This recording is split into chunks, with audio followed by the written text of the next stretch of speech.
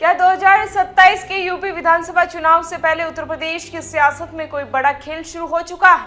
क्या मायावती के भतीजे आकाश आनंद की वापसी, बीजेपी की नई संगठनात्मक रणनीति, अखिलेश यादव के सॉफ्ट हिंदुत्व और कांग्रेस की संभावित नई टीम के बीच चुनावी समीकरण पूरी तरह बदलने वाले हैं? सबसे बड़ा सवाल अभी भी यही है कि इस पूरे मुकाबले में चंद्रशेखर आजाद, AIMIM और चिराग पासवान जैसे नेताओं की भूमिका कितनी अहम होगी। दरअसल उत्तर प्रदेश में 2027 विधानसभा चुनाव की सियासी बिसात अब तेजी से बिछने लगी है और हर पार्टी अपने अपने तरीके से वोटों को साधने की कोशिश में जुट गई है। इसी कड़ी में बसपा प्रमुख मायावती के भतीजे आकाश आनंद ने करीब 2 साल बाद यूपी की राजनीति में दोबारा सक्रिय होकर मिशन 2027 का आगाज कर दिया है।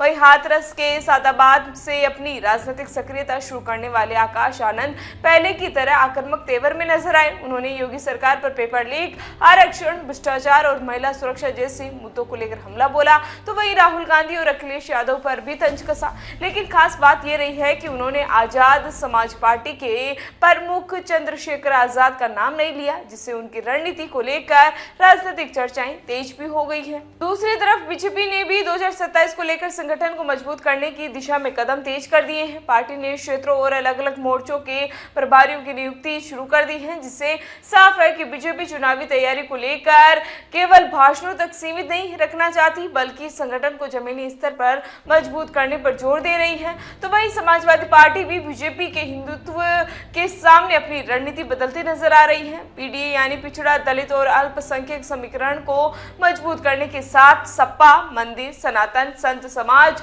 और हिंदू आस्था से जुड़े मुद्दों पर भी सक्रियता बढ़ा रही है।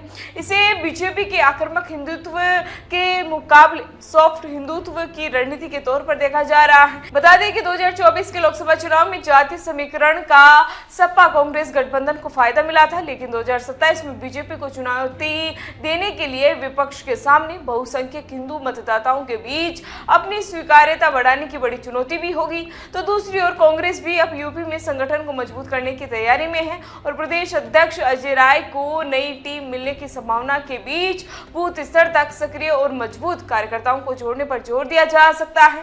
इसी बीच AIMIM की एंट्री भी विपक्षी खेमे के लिए चुनौती बढ़ा सकती है। पार्टी के एक नेता ने दावा किया कि राहुल गांधी का प्रयागराज छात्र संवाद प्रभावी नहीं रहा और AIMIM के बिना यूपी में बीजेपी को हराना नामुश्किल भी है।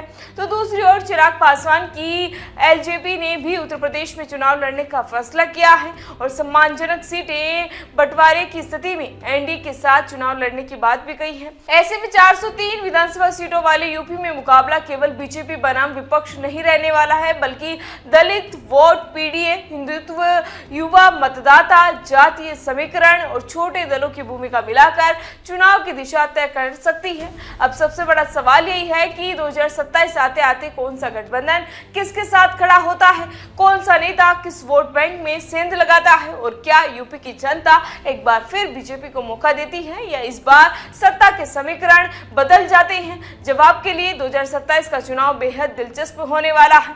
फिलहाल इसी तरह की तमाम राजनीतिक और चुनावी अपडेट के लिए बने रहिए हमारे साथ और देखते रहिए द इंडिया मूव्स। नमस्कार।